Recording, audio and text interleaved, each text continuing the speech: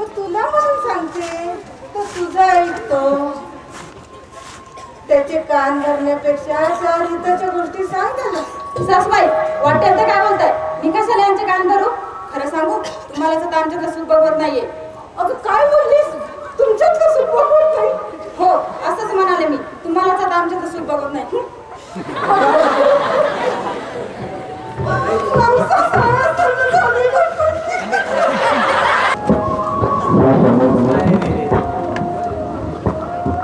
चांगला सुखाचा परपंच चालला होता आई वडिलांचा.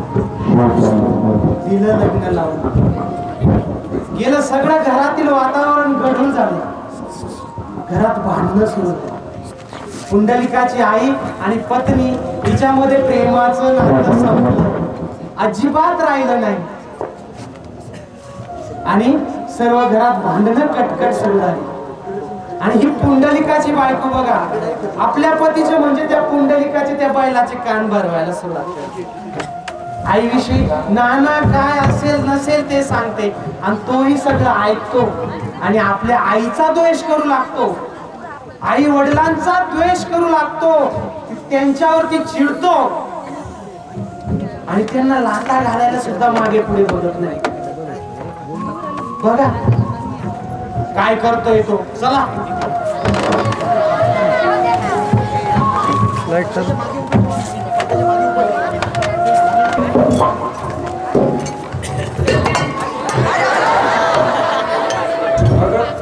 काय झालं ते? काय झाला? मला या घरात अजिबात राहायची नाहीये. माझी त्वरित माहेरी पॉडची सोय करा तुम्ही. अगं पण तुला या घरात काही कमी आहे का? मला माझ्या माहेरी काही कमी होतं म्हणून या घरात आलेली नाहीये.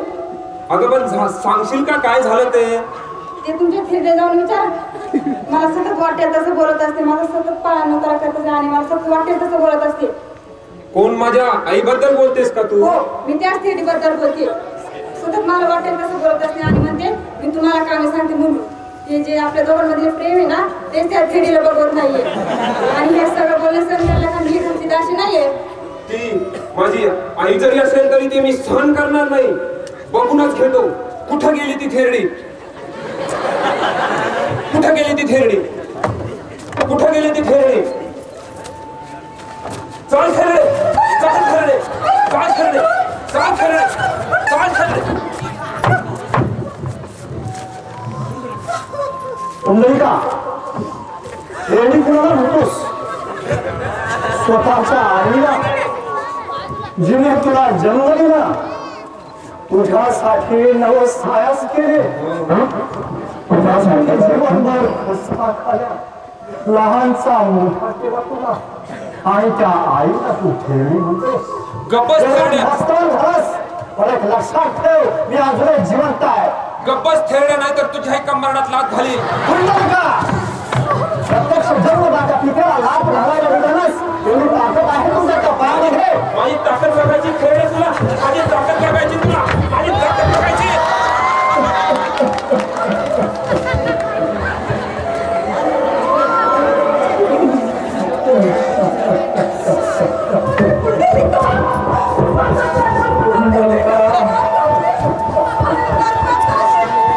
गप्पच थेरडे नाही तर तुझ्या कंबरडात लाथ घाली. गप्पच थेरडे नाही तर तुझ्या कंबरडात लाथ घाली.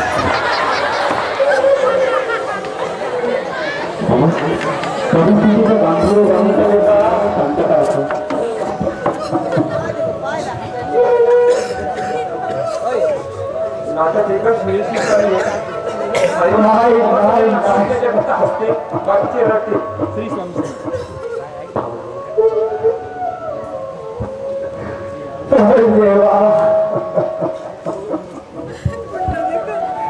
काय वेळ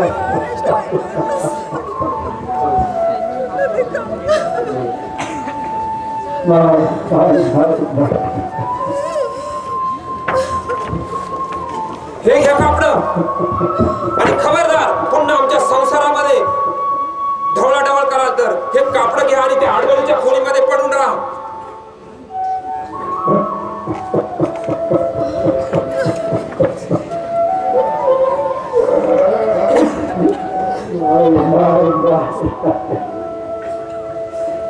सत्याबाई काय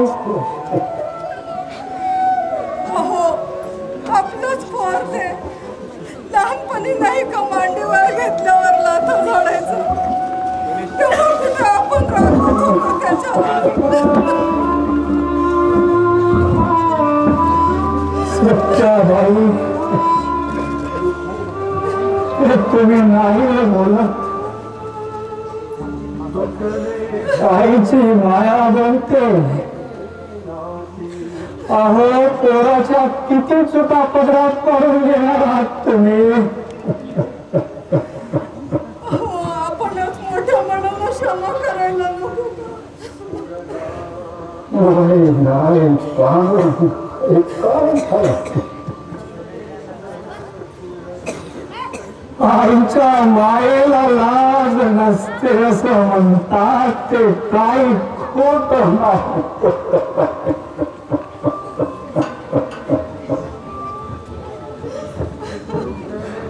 नाही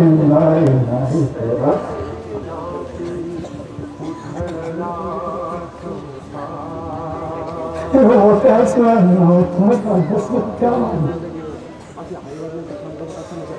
काय स्वप्न बघितले आणि काय झालं.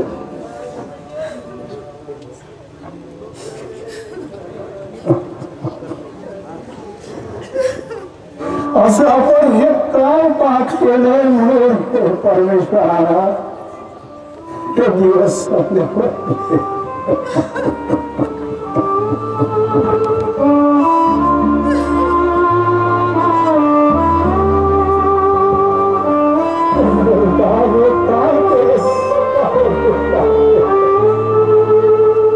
तुटले घर कुल तुटली नाती उधळला संसार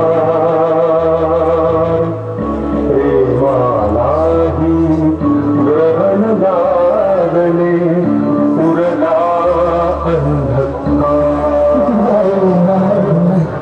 तुटले घर कुल तुटली नाती उधळला संसार प्रेमालाही ग्रहण लागले उरला अंधकार.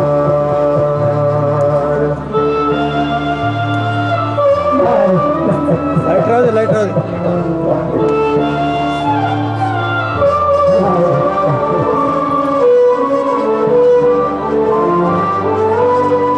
मात सुखाची मागे तरली उजाड भग्न माळकोवती. बॅटरी डाऊन जाईल. 300 मिनिट होते. काय झालं काय आहे. चार्जर आहे माझ्या.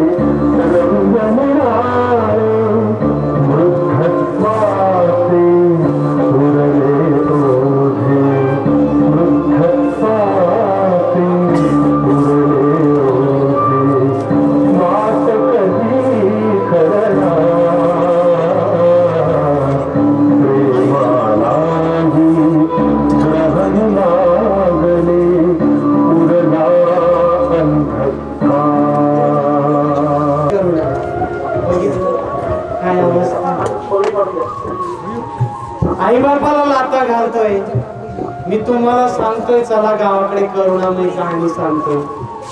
तुम्हाला गांभीरच नाही त्याचं. अरे खुशाल असता तू तुमच्या जिंदगीवर आई बापाला लाता घालताना असता. अरे लाज वाटायला पाहिजे आपल्याला.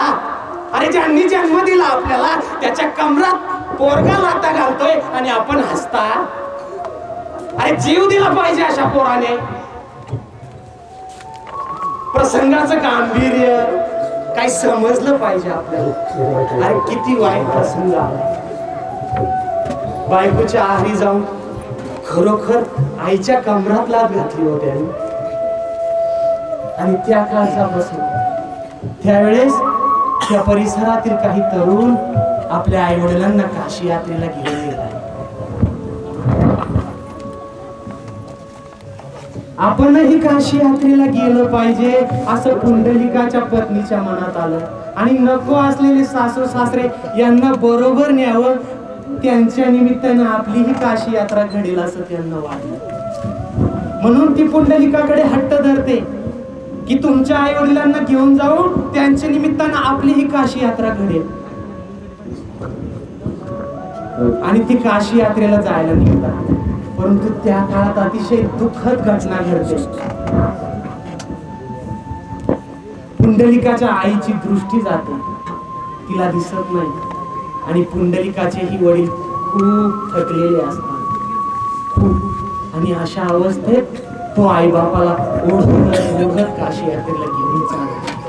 चला कशी घडते यात्रा प्रसंगाचं गांभीर्य राखून आपण त्यांच्या बरोबर जाऊया.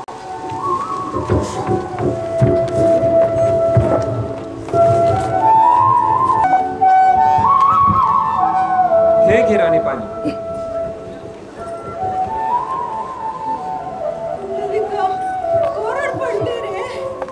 हे घे डोसा पाणी. काय तुमच्या नरड्यात कोरड पडली.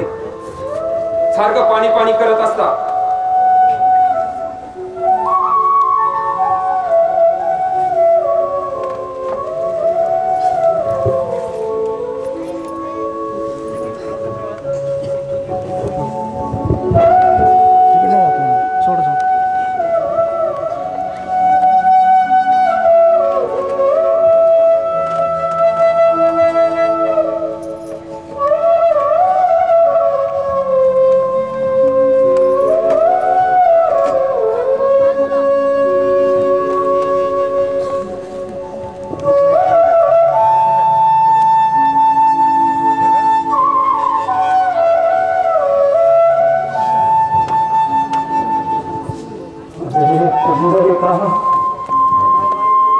मला भूक लागली रे बा.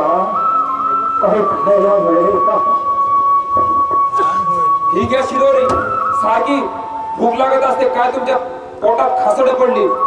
ही घ्या शिदोरी आणि गिळून घ्या आणि झोपून घ्या. अगं थांब आत्ता आलो मी शिदोरी घेऊन.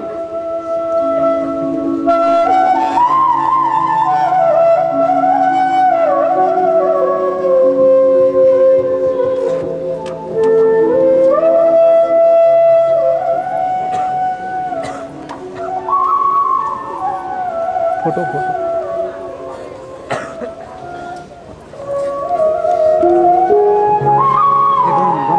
फोटो घ्या.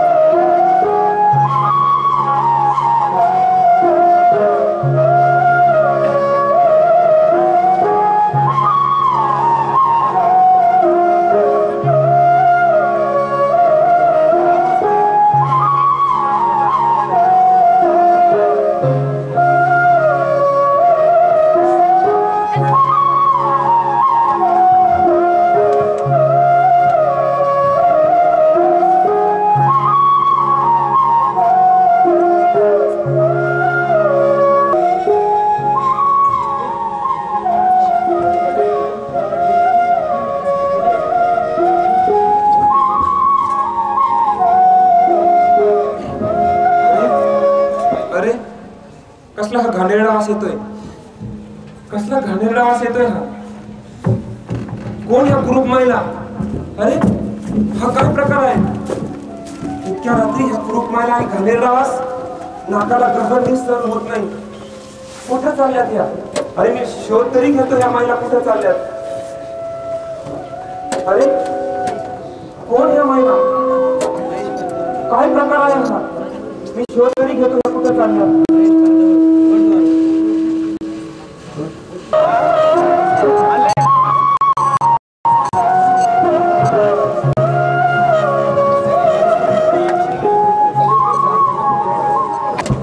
एक काळ होता, त्या काळी श्रावण बाळ आपल्या आई वडिलांना कावड करून खांद्यावरती काशीला घेऊन चालला होता. कावड बनवली, 2 पारड्यात दोघांना बसवलं, खांद्यावर घेतलं आणि काशी यात्रेला निघाला. आणि हा आई बापाच्या गळ्यात दोर बांधतोय आणि त्यांना ओढीत चाललाय. फार वाईट परिस्थिती. ह्या यात्रेत किती दुःख वेदना होत असतील. अहो आपण काशी करतो कशासाठी? मोक्ष मिळण्यासाठी, मुक्ती मिळण्यासाठी. अहो अशा अन्याय अत्याचारातून का मोक्ष मिळणार वय त्यांना? अहो यात जर त्यांचं मरण झालं तर सदैव तडफडत राहील त्यांचा आत्मा.